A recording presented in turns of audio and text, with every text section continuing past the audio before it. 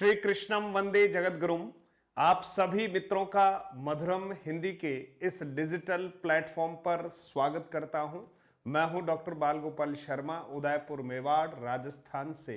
आप सभी के लिए एक निशुल्क बैच जो हमारा चल रहा है उसमें एमपी शिक्षक वर्ग को भी हमने सम्मिलित कर लिया है।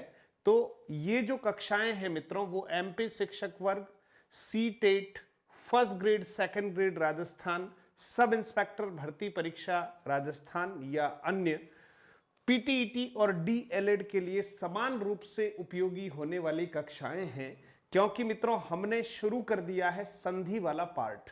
और हिंदी व्याकरण, जैसा कि आप जानते हैं कि हिंदी का एक ऐसा अभिन्न अंग है जो पूरी भाषा को कहीं न कहीं सूत्रों में आबद्ध करता है, नियमों में आबद्ध करता है। तो गद्य का नियामक जो है वो व्याकरण शास्त्र होता है।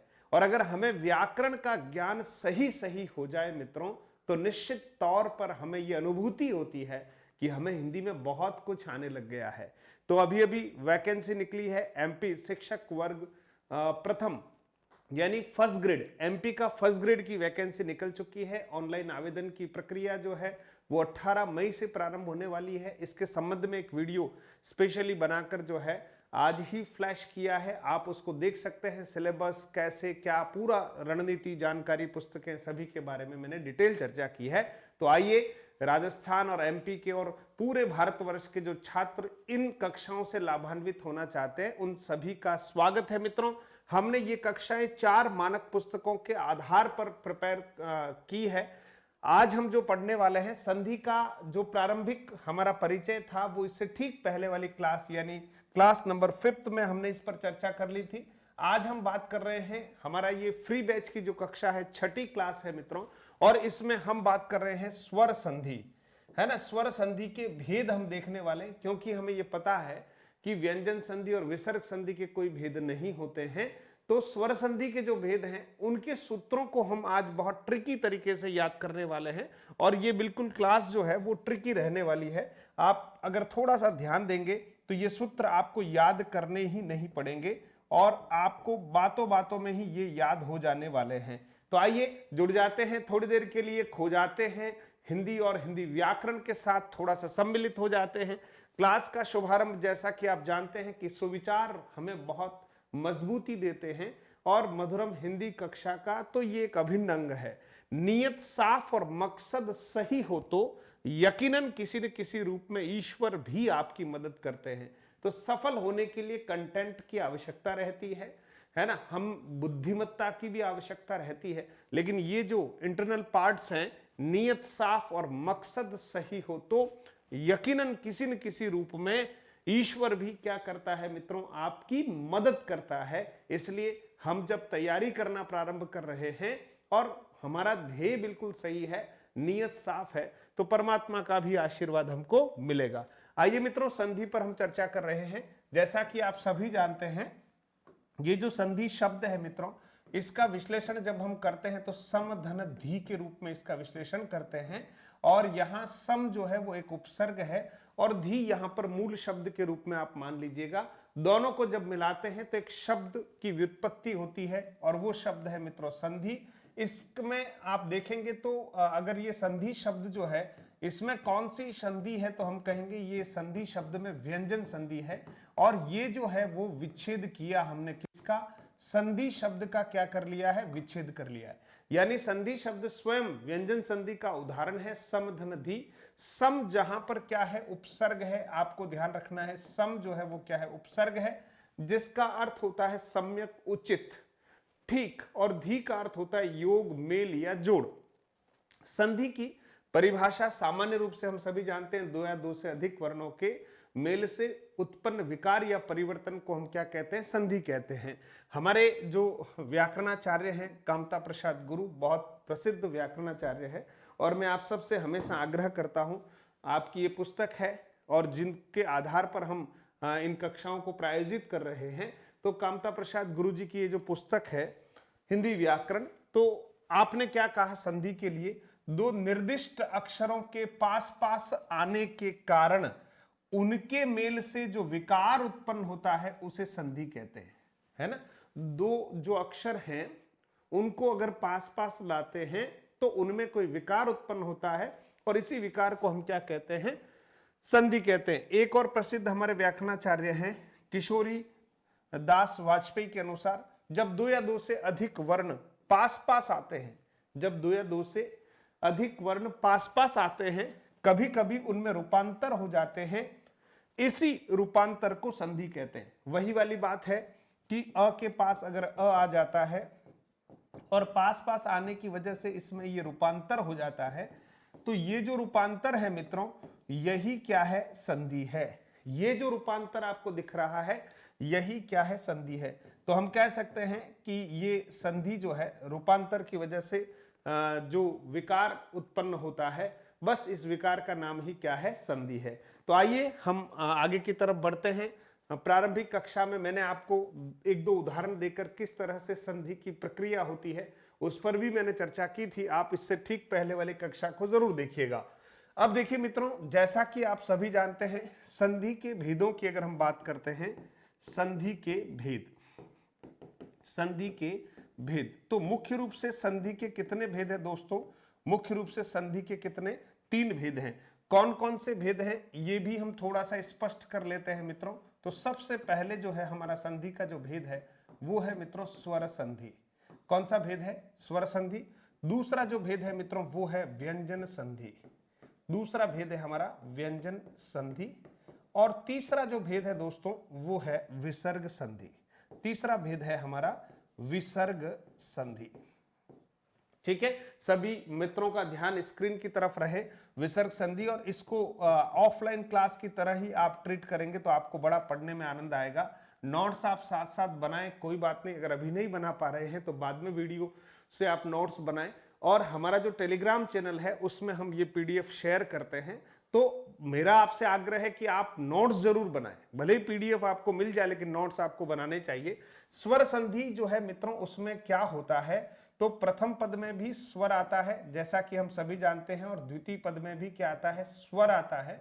और जब इन दोनों को मिलाते हैं तो परिणाम भी प्रायः किस में आता है, स्वर में आता है। इसलिए इस संधि का नाम हमने क्या रखा, स्वर संधि। बात को समझे। प्रथम पद जैसे विद्या धन आलय, विद्या प्रथम पद है, आलय द्वितीय पद है। विद्या में अंतिम वर्ण देखेंगे या, और या में कौन सा स्वर है, आ, तो ये हो गया प्रथम पद में भी छिपा हुआ है लेकिन स्वर ही है, या में आ है। और द्वितीय पद में आलय सामने स्वर दिख रहा है, तो आ प्लस आ मिलकर यहां एक संधि पद बनता है विद्यालय, तो आ वहां पर रूपांतर हो जाएगा, यानी विकार या परिवर्तन के रूप में उपस्थित होगा। व्यंजन संधि में मित्रों मिलने के 3 तरीके हैं। प्रथम पद में स्वर भी आ सकते हैं, तो द्वितीय पद में व्यंजन भी आ सकता है। दूसरी स्थिति है कि प्रथम पद में अगर व्यंजन आ जाए तो चलेगा, द्वितीय पद में फिर हमारे सामने स्वर होगा। तीसरी स्थिति यह है मित्रों कि प्रथम पद में भी व्यंजन है और द्वितीय पद में भी क्या है, व्यंजन है। तो ये 3 स्थितियां हमारे सामने होगी। और यहाँ फाइनली आप देखेंगे तो यहाँ संधि विकार जो है, परिणाम जो है, सॉरी, वो किस में आता है, व्यंजन में। तो चूंकि जिस संधि में परिणाम व्यंजन में आता है उस संधि का नाम ही हमने क्या रख लिया, व्यंजन संधि। बहुत सरल तरीके से आप समझने का प्रयास करेंगे और आप इसको अच्छे से समझें, बिल्कुल भय रहित। आपको जीरो से समझाने का प्रयास कर रहा हूं। विसर्ग संधि में प्रथम पद में हमेशा विसर्ग आता है। आपको बताने की जरूरत नहीं कि विसर्ग, ये 2 बिंदियां हैं, इसको हम विसर्ग कहते हैं। ठीक है दोस्तों, विसर्ग आता है। और द्वितीय पद में आपके सामने या तो स्वर होगा या व्यंजन हो सकता है, दोनों में से कोई भी हो सकता है। द्वितीय पद में स्वर भी हो सकता है और व्यंजन भी हो सकता है। ये लीजिए, स्वर भी और व्यंजन भी। ठीक है, लेकिन जो परिणाम आएगा मित्रों वो कहीं न कहीं विसर्ग में आएगा, यानी विसर्ग में परिवर्तन आता है। ये विसर्ग कभी तालवी श में बदल जाता है, कभी मूर्धन्य श में, कभी दंती स में, कभी र में, कभी ओ में बदल जाता है। तो प्रायः परिणाम विसर्ग में परिवर्तन से आते हैं, इसलिए संधि का नाम क्या रखा हमने, विसर्ग संधि। अब स्वर संधि के भेदों की बात करते हैं। सबसे पहले देखिए, व्यंजन संधि का कोई भेद नहीं, कुछ नियम जरूर होते हैं, कोई भेद नहीं, कोई भेद नहीं। ठीक है दोस्तों। और विसर्ग संधि में भी अगर आप देखेंगे तो कोई भेद नहीं, कोई भेद नहीं। यानी इन दोनों में कोई भेद नहीं है। हाँ, पढ़ते समय आपको बताऊंगा कुछ नियम जरूर होते हैं। स्वर संधि के मित्रों स्पष्ट रूप से कितने भेद हैं? 5 भेद हैं। कौन कौन से? आज हम जो सूत्र पढ़ने वाले हैं वो इन स्वर संधि के 5 भेदों की पढ़ने वाले हैं। तो पहली संधि जिसका नाम है दीर्घ स्वर संधि, मैं सीधा सीधा दीर्घ संधि लिख लेता हूं, आप चाहें तो दीर्घ स्वर संधि भी लिख सकते हैं। दीर्घ के बाद गुण संधि मित्रों, ये भी याद रखिएगा, दीर्घ का अर्थ बड़ा होता है और कोई बड़ा होता है तो उसमें क्या होने चाहिए मित्रों? गुण होने चाहिए, है ना। ऐसे ही हम बड़ा कह दें उससे काम नहीं चलेगा, कोई बड़ा है तो उसमें क्या होने चाहिए? गुण होने चाहिए, तो गुण संधि हो गया।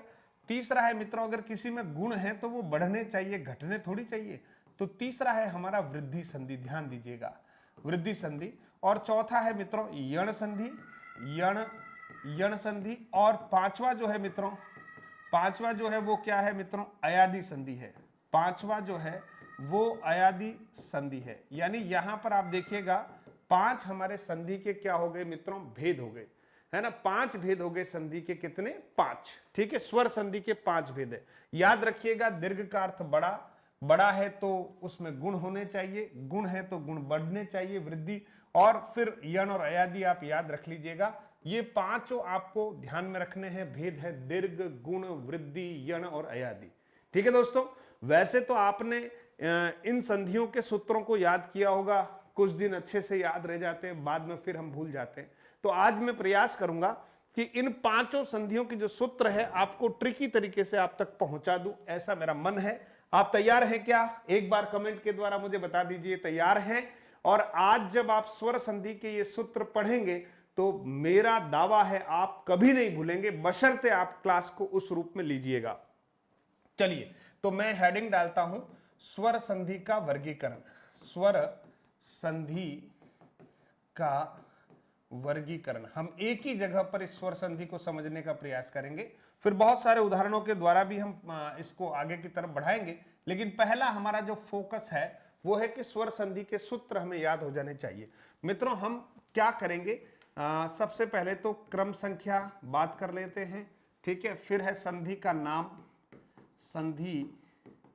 संधि का नाम। और उसके बाद आप देखिएगा प्रथम पद, उसके बाद बात करते हैं द्वितीय पद, और उसके बाद बात करते हैं परिणाम। यानी प्रथम पद, द्वितीय पद और क्या है मित्रों? परिणाम। ठीक है दोस्तों, अब आप देखिए प्रथम पद में सबसे पहले जब हम संधि की बात कर रहे हैं तो सबसे पहली संधि हमारी कौन सी है मित्रों? स्वर संधि की बात करें इसलिए पहली संधि हमारी कौन सी है? दीर्घ संधि। याद रखिएगा, दीर्घ संधि। कई सारे मित्र दीर्घ शब्द को भी गलत लिख लेते हैं, तो ये अच्छी बात नहीं है। दीर्घ का अर्थ बड़ा होता है, तो दीर्घ लिखते समय ई की जो मात्रा है वो भी क्या होगी? बड़ी होगी। इस बात का आपको ख्याल रखना है दोस्तों, ठीक है। अब दीर्घ संधि है। अब दीर्घ संधि में आप ध्यान रखिएगा कि आखिर इसका नामकरण जो किया गया, दीर्घ क्यों किया गया? क्योंकि इसमें परिणाम जो है वो दीर्घ स्वरों में आता है। संधियों के नाम प्रायः किसके आधार पर रखे गए हैं? संधियों के नाम मित्रों प्रायः परिणाम के आधार पर रखे गए।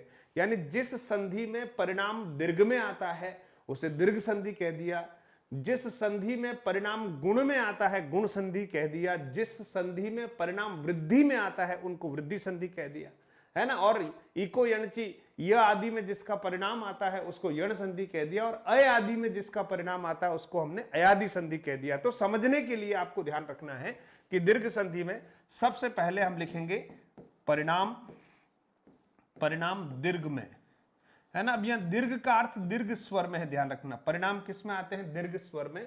और संधियों में एकमात्र संधि ऐसी है जिसमें समान स्वरों का मेल होता है, ये इसकी विशेषता है। तो ध्यान रखिएगा, समान स्वरों का मेल, समान स्वरों का मेल। मित्रों, ये समान स्वरों का जो मेल है वो कहां हो रहा है? समान स्वरों का जो मेल है मित्रों वो कहीं ना कहीं आप देखिएगा कौन सी संधि में है?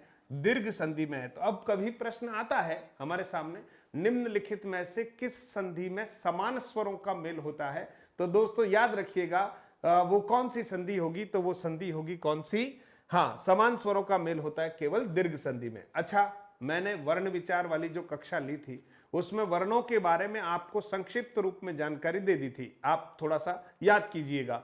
तो अब हम इसको सूत्र को याद नहीं कर रहे, इस सूत्र को ट्रिकी तरीके से समझने का प्रयास कर रहे। अच्छा, आपसे प्रश्न पूछ रहा हूं कि स्वर कहां से प्रारंभ होते हैं? वर्णमाला में पहला स्वर हमारा कौन सा है? तो आप सभी इस बात से सहमत होंगे कि सर अ होता है। अच्छा चलो और पूछ रहा हूं, अ के बाद क्या आता है? देखना इधर, ये आ आता है। चलिए आ के बाद क्या आता है? तो बहुत सरलता से आप कहेंगे ई आता है, फिर क्या आता है? ई आता है, फिर क्या आता है? ऊ आता है, फिर क्या आता है? बड़ा ऊ आता है। आप यही बोलेंगे ना, और यही आते हैं। अच्छा, एक बार इन्हीं को रिपीट कर दें तो चलिए कोई बात नहीं, अच्छे से आपकी आवाज नहीं आई, एक बार और रिपीट कर देते। अ, आ, ई, उ और ऊ, ये रिपीट कर लिया। अब देखिए मित्रों, हमें कहीं याद करने की जरूरत नहीं है और सूत्र तैयार हो गया है। सूत्र क्या तैयार हो गया कि यहां पर अब आपको कुछ भी नहीं प्लस करना है, इधर आपको ऑब्लिक करना है। ऑब्लिक इसलिए क्योंकि अ भी आ सकता है और आ भी आ सकता है, इसलिए आप देखिएगा प्रथम पद में अ भी आ सकता है और आ भी आ सकता है, द्वितीय पद में अ भी आ सकता है और आ भी आ सकता है। तो ये हमारा एक सूत्र तैयार हो गया। और आप जानते हैं कि संधि में वर्णों का मेल होता है और मेल होने के बाद उसमें विकार उत्पन्न होना चाहिए। उदाहरण के तौर पर देखिए, अ से अगर अ मिलता है और कोई परिवर्तन यहां पर नहीं आ रहा तो ये केवल संयोग कहलाएगा, संधि नहीं। समझना, ये संयोग है। और अगर अ से अ मिलता है और अगर यहां आ बन जाता है मित्रों तो ये संधि है। आप देख रहे हैं अनु में शासन शब्द, भाई अनु में अगर शासन जोड़ते हैं, ध्यान दीजिएगा, अनुधन शासन, तो एक नया शब्द क्या बनता है? अनुशासन। तो हमें कोई पूछेगा कि अनुशासन में संधि है क्या, तो हम कहेंगे नहीं, नया शब्द तो बना है लेकिन संधि नहीं है, यहां संयोग है क्योंकि वर्णों में कोई विकार उत्पन्न नहीं हुआ है। समझ गए बात को?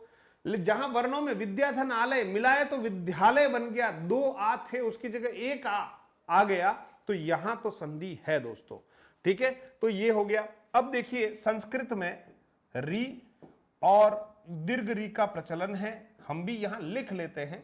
हमारे उदाहरण बहुत कम रहेंगे इस तरह के और कम ही पूछे जाते हैं, लेकिन फिर भी अगर हो तो हम देख लेते हैं। तो क्रम से लिखा है, आप देखिए कहीं कुछ भी नहीं किया है, हमने बहुत क्रम से लिखा है। ठीक है बेटा, चलिए आगे बढ़ते हैं। अब देखिए परिणाम के रूप में अब यहां पर क्या आने वाला है? परिणाम के रूप में मित्रों यहां आपको कुछ भी नहीं करना है, इधर कॉपी करना है और इधर पेस्ट करना है। इतना सा काम तो कर ही लेंगे। तो ये देखिए कॉपी पेस्ट के खेल में हमने कुछ भी नहीं किया, आ लिखा, बड़ी लिखा, बड़ाऊ लिखा और ये है मित्रों री लिखा, है ना, री बड़ा। दोनों में अंतर समझना, यहां गांठ एक एक्स्ट्रा लगी हुई है और यहां केवल एक ही गांठ है, यहां दो गांठ है या एक गांठ है।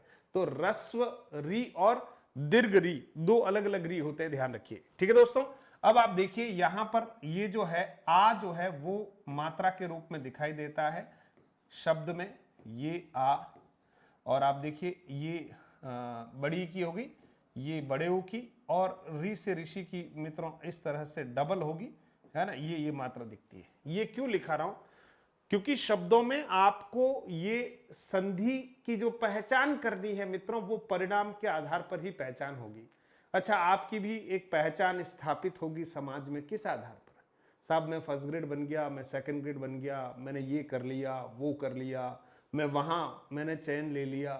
तो आप सोचिए आपकी विशेष पहचान आपके परिणाम पर ही निर्भर करती है। वैसे ही संधि की जो पहचान है मित्रों वो किस पर निर्भर करती है? परिणाम के रूप पर ही निर्भर करती है। अब आप देखिए ये प्रथम पद है और ये कौन सा है मित्रों? द्वितीय पद है। याद हो गया होगा, कुछ भी नहीं है, अ आ ई उ री री, और सेम चीज को रिपीट कर दिया, अ आ ई उ री री, और परिणाम के रूप में दीर्घ स्वरों को हमने कॉपी करके क्या कर दिया? पेस्ट कर दिया। हमेशा के लिए सूत्र समाप्त, आपको कहीं याद करने की जरूरत नहीं है। अब होता क्या है मित्रों, ध्यान रखिएगा, अ से अ का मिलना होता है, यानी इधर से एक अ ले लो, इधर से एक अ ले लो, तो अ प्लस अ। ठीक है, दूसरी स्थिति क्या बन सकती है कि अ के साथ इधर क्या आ सकता है? आ सकता है। तो दूसरी स्थिति बनती है अ के साथ आ सकता है।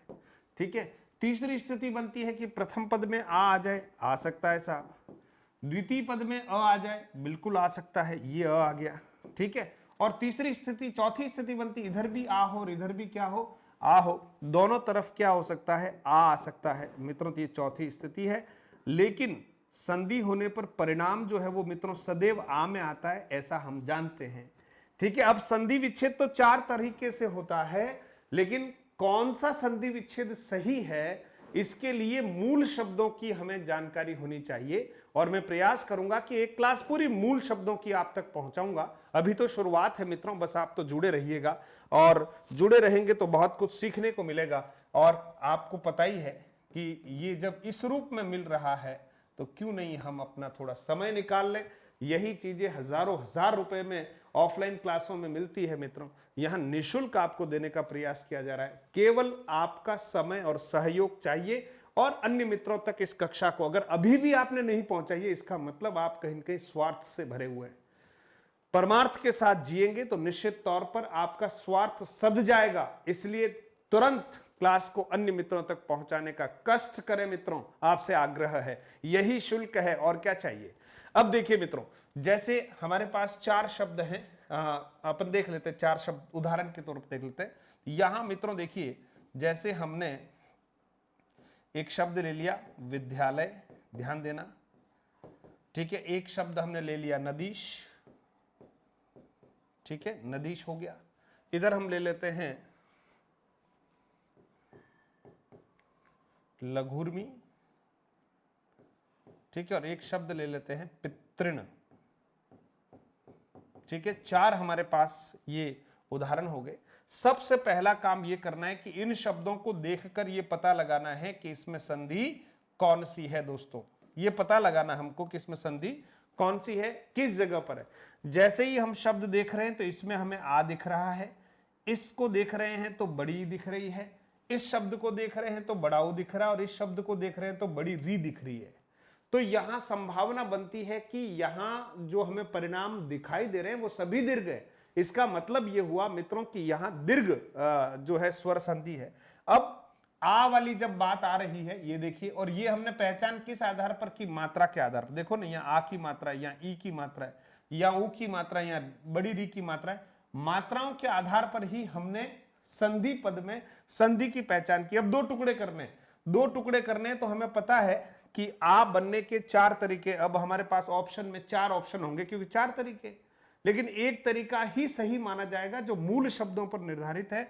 इसलिए यहां संधि विच्छेद यहीं से करना है, तो विद्या लिखना पड़ेगा, विद्य लिखने से काम नहीं चलेगा। इधर आलय करना पड़ेगा, अलय नहीं करेंगे क्योंकि मूल शब्द आलय है, अलय का अर्थ यहां नहीं है कुछ भी। तो विद्या धन आलय मिलकर क्या हो गया मित्रों, विद्यालय बन गया। इसी तरह से नदीश है तो ये वाला सूत्र काम आएगा, नदी छोटी भी लिख सकते हैं, नदी बड़ी भी लिख सकते हैं। अब हमें यह ध्यान रखना है कि कौन सी नदी सही है मित्रों, तो बड़ी वाली नदी बिल्कुल सही है। मूल रूप में नदी जब भी लिखे मात्रा बड़ी चाहिए, और ईश में ई छोटा नहीं बड़ा चाहिए, तो ईश, ये इसका सही संधि विच्छेद हो गया, नदी धन ईश। लघुर्मी की बात करें मित्रों तो दोनों तरफ ऊ होने चाहिए, छोटा बड़ा होगा वो मूल शब्द पर निर्धारित करता है, तो लघु ऐसे करेंगे। उर्मी भी ध्यान से लिखना है, ऊ बड़ा आता है मित्रों, उर्मी का अर्थ होता है लहर, ठीक है। लघुर्मी का अर्थ है छोटी लहर, ठीक है। इसी तरह से पितृण शब्द है मित्रों, तो अपन क्या करेंगे, पितृ ऐसा, और ऋण है मित्रों, ये रहा ऋण, पितृ धन ऋण मिलकर क्या बनता है मित्रों, पितृण, हाँ पितृण बन जाएगा, ठीक है। तो ये 4 उदाहरण केवल आपको समझाने के लिए दिए गए हैं। अभी बहुत सारे उदाहरणों के साथ इस संधि को फिर से हम देखेंगे। एक बार जरूर बता दीजिए क्या आपको ये समझ में आ गया, कोई दिक्कत तो नहीं है। हम दूसरी संधि की तरफ बढ़ते हैं और अच्छे से आपको दूसरी संधि समझाने का मेरा प्रयास रहेगा।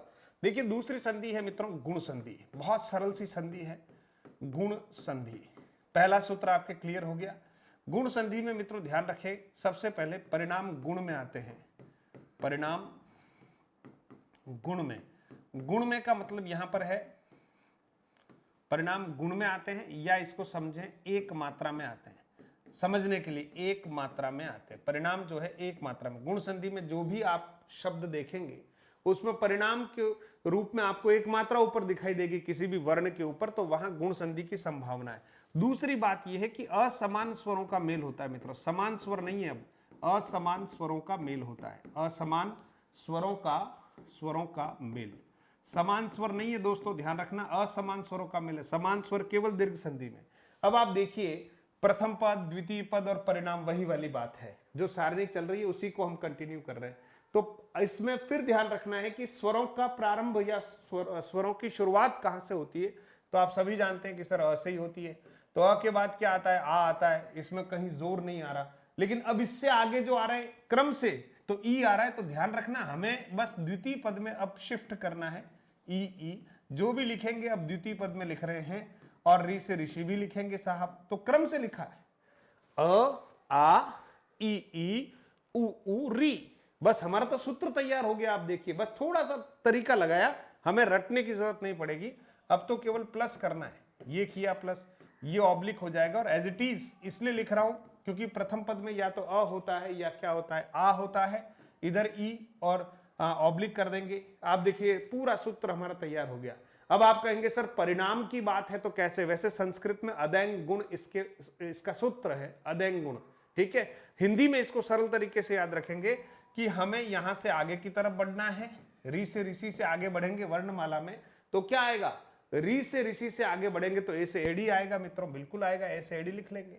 अच्छा, ए से एडी से आगे बढ़ेंगे तो अ से ऐनक आता है, लेकिन अ की मात्राएं कितनी होती है आपको बताया, 2 मात्राएं होती है। और हमारे यहां पर एक बंधन है कि इसमें परिणाम 1 मात्रा में आएगा, इसलिए अ नहीं लिख रहे। अ के बाद आगे बढ़ते हैं तो ओ आता है, ओ में मित्रों एक ही मात्रा ऊपर दिखती है, बिल्कुल ठीक बात है। और फिर आगे बढ़ेंगे तो औ आता है, औ में मात्राएं कितनी होती है, 2 होती है दोस्तों। अब 2 मात्राएं हैं तो औ को यहां छोड़ देंगे। एक जो आपको याद रखना है वो है अर, र के नीचे हलंत लगेगा। ये परिणाम हो गए गुण संधि के, ए ओ अर। यानी गुण संधि के परिणाम याद रखने हैं, ए ओ अर, इतना सा आप याद रख लेंगे, मजा आ जाएगा। ठीक है, अब ये भी सभी मित्रों जो शब्द में दिखेंगे वो परिणाम के रूप में ही दिखेंगे। जैसे ये देखिए आप, और अर की बात करते हैं तो ये ऐसे देखो, आधार ऊपर की तरफ आ जाएगा, है ना। अर में रेफ हमको दिखाई देगा शब्द में, सीधे सीधे उच्चारण तो अर का हो गई। जैसे उदाहरण के रूप में देखिए, बात वही है, ये और ये मिल सकते हैं, ठीक है, ये और ये मिल सकते हैं, ये और ये मिल सकते हैं, ये और ये मिल सकते हैं। मिलने के तरीके 4 हैं, लेकिन रिजल्ट ए से एडी में ही आएगा। जैसे बहुत सरल सा उदाहरण आपके सामने रख रहा हूं, गणेश, ध्यान रखना, गणेश। ठीक है मित्रों, एक आपके सामने रख रहा हूं नवोढ़ा, ठीक है, नवोढ़ा। और एक शब्द है सप्तर्षि, देखिए सप्तर्षि। देखिए 3 उदाहरण आपके सामने रख लिए दोस्तों, तीनों में आप देखेंगे कि संधि कौन सी है, तो आपको ध्यान में आ जाएगा कि यहां पर एक मात्रा है, यहां पर भी एक मात्रा, और यहां अर है और ये रेफ दिख रहा है। उच्चारण है सप्तर्षि, उच्चारण करते समय अर आ रहा है ना, सिंबल के रूप में आपको रेफ दिख रहा है। अब यहां ये 3 सूत्र काम करेंगे और हमें संधि विच्छेद करना है। हमेशा ध्यान रखना है संधि विच्छेद वहीं से करना है जहां संधि का परिणाम है। तो संधि का परिणाम यहां है ए से एडी, तो हम सॉरी इस सूत्र का प्रयोग कर रहे हैं, तो हम क्या करने वाले हैं, गण धन क्या करेंगे मित्रों, ईश। ये हो गया हमारा काम। ईश हमेशा ई बड़ी लिखते हैं, ईश लिखो या ईश्वर, ई बड़ी आती है। ऑप्शन में आपको गण गणा ऐसे मिलेंगे, ई छोटा मिलेगा, ई बड़ा मिलेगा, क्योंकि उनको तो 4 तरह से ऑप्शन बनाने हैं। आपको मूल शब्दों के अनुसार सही ऑप्शन तक जाना है। नवोढ़ा के लिए मित्रों नव लिखना है, नवा नहीं लिखेंगे, और उढ़ा में ऊ बड़ा करना है मित्रों, उढ़ा। नवधन उढ़ा, नवोढ़ा हो जाएगा, नवधन उढ़ा, नवोढ़ा। ठीक है मित्रों, फिर सप्तर्षि है, तो देखिए सप्त करना है, और री से ऋषि फिक्स है, सूत्र कह रहा है ये रहा री से ऋषि, तो यहां री से ऋषि लिखना है। तो इस तरह से मित्रों हमारे सामने गुण संधि के बहुत सारे उदाहरण आएंगे, उन उदाहरणों को आपको देखना है। फिलहाल जो बात कर रहे थे वो बात ये है कि आपको ये सूत्र समझ में आ जाना चाहिए, और मेरा मानना है कि ये आपको याद हो गया। दीर्घ संधि अ आ ई उ री, एक लाइन में प्रथम पद में, सेम द्वितीय पद में, और परिणाम के रूप में कॉपी पेस्ट कर दिया था दीर्घ स्वरों को। गुण संधि में कुछ भी नहीं किया, अ और आ, फिर द्वितीय पद में ई उ और री कर दिया, री के आगे एक एरो लगा दिया, इसका अर्थ है कि इससे आगे चलो, और ए ओ और अर कर दिया, क्योंकि एक मात्रा में परिणाम आता है। इनफ, चलिए समझ में आ गया कि नहीं आ गया, एक बार कमेंट जरूर कर लेना आप। अच्छा देखिए, अब आपको यहां 2 हमारी संधियां और है, उन पर हम और चर्चा कर लेते हैं, देखिएगा।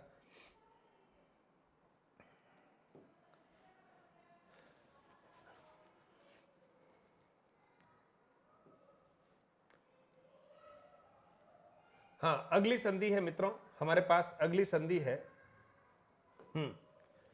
तीसरी संधि हमारी है, बहुत सरल संधि है, वृद्धि संधि। जल्दी से हम देख लेते हैं वृद्धि संधि। ये है मित्रों वृद्धि संधि। और वृद्धि संधि की अगर हम बात करते हैं तो आप देखिएगा, सबसे पहले असमान स्वरों का मेल होता है, बिल्कुल सही बात है, असमान स्वरों का मेल, असमान स्वरों का मेल। ठीक है दोस्तों, असमान स्वरों का मेल। दूसरी बात होती है कि परिणाम वृद्धि में आते हैं, परिणाम वृद्धि में। वृद्धि का मतलब होता है बढ़ोतरी मित्रों, ठीक है। और स्वरों में वृद्धि का मतलब हुआ दो मात्राओं में परिणाम आते हैं, बस याद रखने के लिए।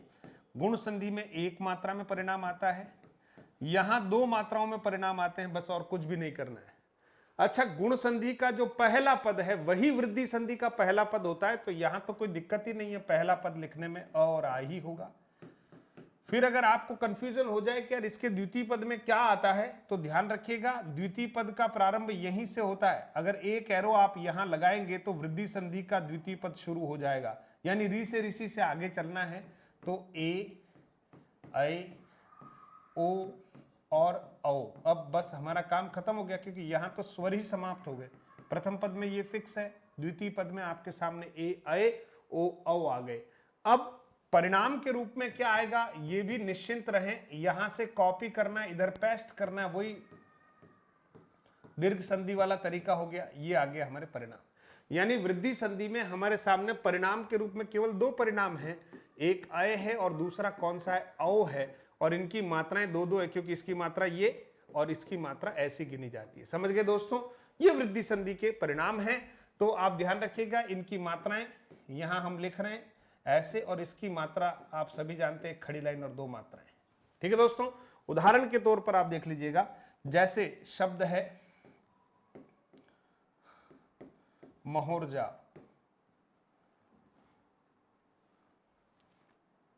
नहीं ये महोर्जा शब्द नहीं, देखिएगा शब्द है मतैक्य, ठीक है, मतैक्य शब्द हो गया, ठीक है। और इसी तरह से आप देखेंगे तो शब्द है वनौषधि, वनौषधि, ध्यान दीजिए वनौषधि।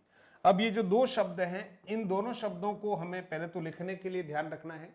संधि का ज्ञान जिस छात्र को ठीक होगा उसकी शब्द शुद्धि या वर्तनी शुद्धि बहुत अच्छी हो जाएगी, यानी अशुद्धियां नहीं रहेगी, इसलिए ध्यान रखना है। मतैक्य में एक मात्रा लगा देता और लिख लेता तो क्या हो जाता, गलत हो जाता, और क्या हो जाता। और अगर ये औ लिखा है और इसमें मात्रा एक ही कर देता, वनौषधि कर देता, तो क्या होता, शब्द गलत हो जाता। इसलिए जितने भी मित्र इन कक्षाओं को देखते हैं उनसे यही आग्रह है कि अन्य छात्र तक इन कक्षाओं को ज्ञान की निःशुल्क ज्ञान धारा है, इसको जरूर उस छात्र तक पहुंचाइए जो दूर दराज में बैठकर तैयारी करना चाहता है। संसाधन कम है, लेकिन मोबाइल आज सबके पास है, तो कम से कम घर बैठे वो आनंद ले सकता है, समझ सकता है। मित्रों, ये रही दो मात्राएं, यहीं से हम संधि विच्छेद करेंगे। तो पहले वाले में सूत्र ये काम आएगा, मत लिखना पड़ेगा, और एक के अगर ऐसा लिखेंगे तो ये अशुद्ध हो जाएगा। मूल शब्द के अनुसार ध्यान रखना, ऐक के ऐसा करना है, बस यही तो छोटी छोटी बातें हैं। वन धन औषधि, वन तो ठीक लिखेंगे, लेकिन औषधि में अगर हमने मात्रा एक ही रखी, ध्यान देना, और ऐसा हमने लिख लिया तो गलत हो गया, ऐसा अगर हमने लिख लिया तो गलत हो गया। और अगर यहां पर दो मात्राएं लिख लेंगे तो ये शब्द सही हो गया। इसलिए मूल शब्दों की जानकारी हमें होनी चाहिए। आप संधि विच्छेद जब भी पढ़ें, मूल शब्दों को विशेष रूप से समझने का प्रयास करें। तो मतैक्य और वनौषधि समझ में आ गया, कुछ भी नहीं। वृद्धि संधि का प्रथम पद जो है वो गुण संधि वाला ही होता है, और आ। और फिर जो गुण संधि का द्वितीय पद था वो री पर समाप्त हो रहा था, वृद्धि संधि का द्वितीय पद री के बाद प्रारंभ होता है, तो ए, ऐ, ओ और औ आता है, परिणाम के रूप में कॉपी पेस्ट है। ठीक है दोस्तों, चलिए अब हम आगे बढ़ते हैं, और अगली हमारी संधि है चौथी, जो है मित्रों यण संधि है। केवल सूत्र समझ लीजिएगा, यण संधि संस्कृत में सूत्र है इको यणचि। यण को आप ध्यान रखिएगा, परिणाम जो है य आदि में आता है, सीधा आप लिख लें परिणाम य आदि में। परिणाम जो है किस में आता है, य आदि में, परिणाम य आदि में। इतना सा याद रखना है, बस कंफ्यूजन नहीं हो, यण और आदि में, य आदि में आता है। और यहां पर भी असमान स्वर मिलते हैं मित्रों, क्या मिलते हैं, असमान स्वर मिलते हैं, असमान स्वरों का मेल, है ना। समान स्वर नहीं मिलते हैं, असमान स्वरों का क्या होता है मित्रों, मेल होता है। अब देखिए यहां प्रथम पद में क्या होगा, तो कुछ भी नहीं करना है। वृद्धि संधि का जो प्रथम पद आप देख रहे हैं ना, इसके नीचे एरो लगा दीजिए। एरो का मतलब होता है वर्णमाला में इससे आगे की तरफ बढ़ना है। और जब हम वर्णमाला में अ आ से आगे की तरफ बढ़ेंगे तो आप सभी जानते हैं कि क्या आता है, ई और ई आता है, उ और उ आता है, यही आता है ना, और ऋ से ऋषि आता है। बस कंफ्यूज होने की जरूरत ही नहीं है। यानी आप गुण संधि का जो दूसरा पद है वही यण संधि का पहला पद है, कैसे भी याद रखिए आप। अब तो आपको केवल ऑब्लिक करना है, कुछ भी नहीं। यहां द्वितीय पद में एक बात लिखनी है, असमान स्वरों, असमान स्वर, इतना ही लिखना है, असमान स्वर, है ना, हर जगह यही लिखेंगे, असमान स्वर, ठीक है। और इधर भी आप लिखें असमान, असमान स्वर, ध्यान दीजिएगा, ठीक है। अब ये जो असमान स्वर हैं, इसका अर्थ क्या हुआ कि ई और ई के बाद इधर ई और ई नहीं आएंगे, इसके अलावा कुछ भी आ सकता है, समझ गए। उ और उ के बाद यहां उ और उ नहीं आएंगे, और यहां री के बाद री नहीं आएगा, क्यों, क्योंकि अगर ऐसा आता है तो ये तो दीर्घ संधि हो जाती। तो यण संधि में क्या होगा, इसके अलावा आएंगे, ठीक है। तो इसके अलावा देख लीजिए क्या क्या हो सकता है, अ हो सकता है, आ हो सकता है, उ हो सकता है, उ हो सकता है, री हो सकता है ना, ए हो सकता है, अय हो सकता है, ओ हो सकता है, और औ हो सकता है। ध्यान रखना है सारे, कोई भी एक आएगा, एक साथ सारे तो आएंगे नहीं। तो परिणाम के रूप में ध्यान रखना, पहला परिणाम जो होगा यहां यह होगा, यानी इधर कोई भी ई आ जाए और इधर अ आ जाए तो परिणाम आएगा य। इधर कोई भी ई आ जाए और इधर मान लो आ गया तो परिणाम में य का या बना देंगे। अगर छोटा उ आ गया तो मित्रों यू बना देंगे, बड़ा उ आ गया तो यू बना देंगे। और इसी तरह से जो पद, जो द्वितीय पद में जो स्वर आएगा उसकी मात्रा य में लगा देंगे, काम खत्म हो गया। इसी तरह से उ और उ है, यहां असमान स्वर की बात है तो उ और उ के अलावा सारे यहां पर आ सकते हैं। तो पहला मान लीजिए यहां अ आ गया तो यहां हम कहेंगे परिणाम के रूप में व, यानी उ और अ मिलकर व बनता है, उ और अ मिलकर व बनता है। अगर उ और आ मिल जाए तो वा बन जाएगा, उ और अगर छोटी ई मिल जाए तो वी बन जाएगा, उ और बड़ी ई मिल जाए तो वी बन जाएगा। और इसी तरह से आगे जो भी स्वर आएगा उसकी मात्रा व में लग जाएगी। और यहां री से ऋषि है मित्रों, तो य व, और यहां देखें र मित्रों, अगर मान लो यहां अ आ गया तो यहां र हो गया, अगर यहां आ गया तो इधर रा हो गया। और इसी तरह से जो जो स्वर आएंगे उस तरह की मात्रा जो है वो र में लग जाएगी। तो कुल मिला के हम ये कह सकते हैं कि यण संधि में जो परिणाम है वो याद रखने का तरीका यवर में आते हैं। ई का य बनता है, उ का व बनता है, और री का र बनता है। इतना सा अगर हम याद रख लेंगे तो यण संधि क्लियर हो जाएगी। इसके उदाहरण हम आगे दे रहे हैं, ठीक है मित्रों। फिर अंतिम हमारी संधि है, पांचवी संधि है मित्रों, और वो है हमारी अयादी संधि। ध्यान दीजिएगा, अयादी संधि, है ना, चुटकियों में आप तक ये संधि पहुंचाने का प्रयास है। अयादी संधि में भी मित्रों ध्यान रखिएगा, परिणाम अय आदि में आता है। परिणाम किस में आता है, अय आदि में। ध्यान देना, अय को कहीं ढूंढने जाने की जरूरत नहीं है, य को भी कहीं ढूंढने जाने की जरूरत नहीं, इसमें दिख रहा है, ठीक है। और असमान स्वरों का मेल होता है, ये बात तो है ही, असमान स्वरों का मेल, समान स्वरों का मेल केवल दीर्घ संधि में है, उसके अलावा कुछ भी नहीं। अब मित्रों इसमें क्या आता है, प्रथम पद में कुछ भी नहीं करना है, एक एरो लगाओ, एक एरो लगाओ। एरो लगाते ही आप समझ गए क्या करना है, ए लिखना है। लेकिन यहां सिंगल सिंगल लिखेंगे, अय लिखेंगे, ओ लिखेंगे और औ लिखेंगे। ये हो गया, हमारे चारों स्वर हो गए। बस इसके बाद तो स्वर खत्म होते हैं। इसके बाद यहां आपको प्लस करना है। द्वितीय पद में क्या लिखना है, कुछ भी नहीं, इसको उठाओ और यहां पेस्ट कर दो, यानी वही लिखना है, असमान स्वर। यहां पर भी द्वितीय पद में क्या आएगा मित्रों, असमान स्वर आएगा, इसलिए एज इट इज मैं यहां पर लिख रहा हूं, ठीक है। परिणाम के रूप में क्या आएगा, तो एक की मात्रा एक होती है, समझना। तो पहला परिणाम तो हमारा फिक्स है, अय। स्वर सहित स्थिति में ये से लिखेंगे, और यहां स्वर रहित स्थिति होगी तो ऐसा कर देंगे, अय हलंत, कंफ्यूज नहीं हो, ठीक है। तो ए का परिणाम आया अय। अगर यहां पर अय आ जाता, सपोज ध्यान रखना अय से ऐनक आ जाता प्रथम पद में, तो दो मात्रा होगी, एक मात्रा से दो मात्रा, तो परिणाम में भी एक मात्रा बढ़ा देंगे, अय में एक मात्रा बढ़ाएंगे तो आय हो जाएगा। ठीक है, इधर ओ है, इसकी मात्रा खड़ी लाइन और एक मात्रा है, तो यहां आएगा अय आय अव। ठीक है, और यहां अगर एक खड़ी लाइन और दो मात्राएं, ये केवल समझने के लिए है, तो यहां पर अव में भी एक मात्रा बढ़ा देंगे तो क्या हो जाएगा, आव आ जाएगा। तो यण संधि अयादि संधि में हमारे परिणाम जो हैं वो किस में आ रहे हैं मित्रों, अय, ध्यान देना, आय, अव और आव। ठीक है दोस्तों, संधि विच्छेद कैसे करेंगे, क्या करेंगे, इसके बारे में हम आगे की तरफ डिटेल में पढ़ने वाले हैं। तो जो मित्र अभी जुड़े हैं उनको मैं समराइज कर देता हूं। हमने आज स्वर संधि के जो हमारे 5 भेद थे स्वर संधि के, ये वाले, इन पांचों भेदों के सूत्रों को याद करने का काम किया। पहला हमारा दीर्घ संधि, दीर्घ संधि में अ आ ई उ और री, इसी को हमने रिपीट करके द्वितीय पद बनाया। जो दीर्घ स्वर थे उनको ही हमने परिणाम में शिफ्ट कर दिया, हमारा दीर्घ संधि का सूत्र तैयार हो गया।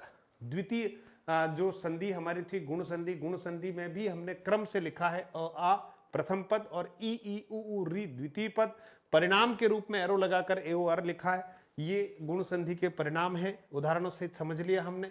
वृद्धि संधि में प्रथम पद वही होता है जो गुण संधि का होता है, द्वितीय पद जो है वो गुण संधि के द्वितीय पद के बाद प्रारंभ होता है, इसका मतलब री से ऋषि के बाद ए आई ओ औ, और परिणाम जो है दो मात्राओं में आते हैं, कॉपी पेस्ट कर लिया।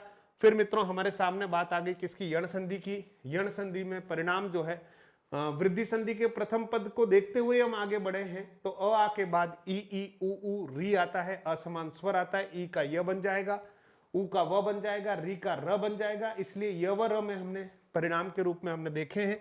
अयादि संधि में परिणाम अय आदि में आता है, यानी एक परिणाम याद हो जाएगा, आगे काम हो जाएगा। तो ए और असमान स्वर है तो अय, अय और असमान स्वर है तो आय, ओ और असमान स्वर है तो अव, और अव और असमान स्वर है तो आव बन जाएगा। आशा करता हूं अगर आपको ये ट्रिकी वे पसंद आया हो तो अन्य मित्रों तक जरूर पहुंचा दे। मध्य प्रदेश कर्मचारी चयन मंडल भोपाल के द्वारा विज्ञप्ति जारी कर दी गई है और लगभग 8000 प्लस पद जो हैं वो व्याख्याता वर्ग के हैं, यानी वहां उच्च श्रेणी शिक्षक वर्ग 1 कहा जाता है एमपी में। तो वो विज्ञप्ति आपके सामने प्रकाशित हो गई है। 18 मई से इसके ऑनलाइन आवेदन जो है प्रारंभ होंगे और 2 अगस्त से ये परीक्षाएं प्रारंभ हो जाएगी। तो आप तैयारी के लिए बिल्कुल तैयार हो जाएं और पूरी विज्ञप्ति किस तरह से क्या क्या योग्यता रहने वाली है, पैटर्न क्या रहने वाला है, हिंदी को लेकर कौन सी पुस्तकें हमें पढ़नी चाहिए, इस थंबनेल के तहत पूरी एक वीडियो बना रखी है, आप उसको देखकर अधिक ज्ञान अर्जित कर सकते हैं। मित्रों आप सबके लिए खुशखबरी है कि मधुरम हिंदी के द्वारा एमपी उच्च श्रेणी शिक्षक वर्ग का संपूर्ण कोर्स जो है वो लॉन्च कर दिया गया है। इसमें आपको मित्रों 100 अंक पक्के वाली पूरी स्थितियां हैं। आपको live classes, recorded classes, free PDFs और ई नोट्स आदि आपको इस कक्षा पूरे कोर्स में उपलब्ध होने वाले हैं। तो जो लेटेस्ट सिलेबस है 20 इकाइयां हैं, उन इकाइयों के आधार पर अधिकांश इकाइयां पूरी करके क्लास जो है अपलोड की जा चुकी है।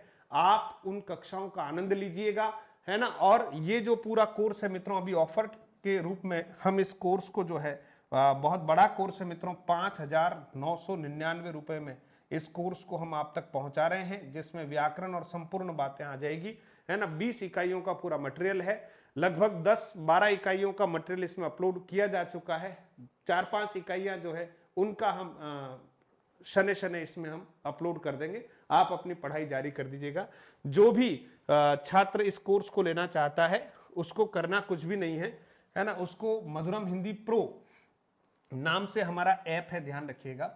इस ऐप को आपको डाउनलोड करना है और डाउनलोड करने के बाद आप जाएंगे तो पेड कोर्स करके आपको एक पेड कोर्सेस करके आपको एक वहां पर आइकन दिखेगा, उसको क्लिक करेंगे तो इसमें आपको ये कोर्स जो है मिल जाएगा। किसी भी प्रकार की आपको कहीं तकलीफ आती हो तो आप इन नंबरों पर व्हाट्सएप करें मित्रों। आपके व्हाट्सएप का जवाब जो है व्हाट्सएप से दे दिया जाएगा। कॉल कई बार उठाया नहीं जा सकता है, इसलिए आप व्हाट्सएप कीजिए। कहीं कोई टेक्निकल दिक्कत आती है तो उसका सॉल्यूशन कर लिया जाएगा। मित्रों राजस्थान में जो तैयारी कर रहे हैं पीटीटी की और प्री डीएलएड की तैयारी यानी प्री बीएसटीसी की तैयारी कर रहे हैं, उनके लिए हिंदी व्याकरण का पूरा कोर्स 199 रुपीज में है, और बीएसटीसी वाले जो 30 नंबर का पूरा कोर्स है 99 रुपीज में है, वो भी आपको मधुरम हिंदी प्रो पर जाकर आपको परचेज करना है मित्रों। पीडीएफ जो फ्री बैचेस है उनकी पीडीएफ आपको मधुरम हिंदी के टेलीग्राम चैनल में मिलेगी। तो मित्रों बहुत बहुत धन्यवाद, आप सभी इस कक्षा से जुड़े और आपने आनंद लिया। कल की कक्षा में मित्रों हम दीर्घ संधि के शानदार उदाहरणों को सरल तरीके से समझने का प्रयास करेंगे। आशा करता हूं आपकी संख्या और आपकी उपस्थिति मुझे ऊर्जा देगी।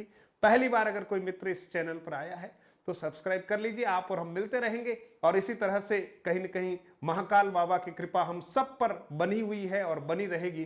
तो जो लक्ष्य आप लेकर चल रहे हैं वो भी उसमें आपको सफलता मिलेगी। तो मेवाड़ से आप सभी का बहुत सारा आभार, धन्यवाद। मिलते हैं कल 8:15 बजे।